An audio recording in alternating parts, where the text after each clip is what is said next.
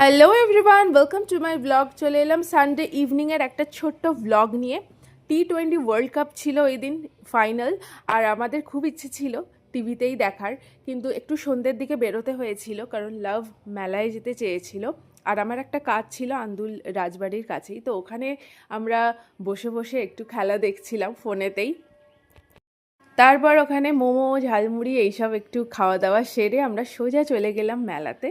পঞ্চম দোল হচ্ছে আমাদের বাড়ির কাছেই, সেখানে কিছুক্ষণ সময় কাটিয়ে সোজা চলে আসি কিন্তু বাড়িতে, কারণ ফাইনাল মিস করা যাবে না।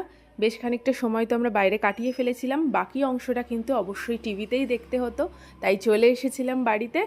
আর দারুণ একটা ইন্টারেস্টিং ম্যাচ আমরা কিন্তু উপভোগ করেছিলাম।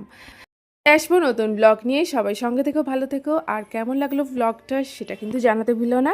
ফিরে আসছি তাড়াতাড়ি। টাটা।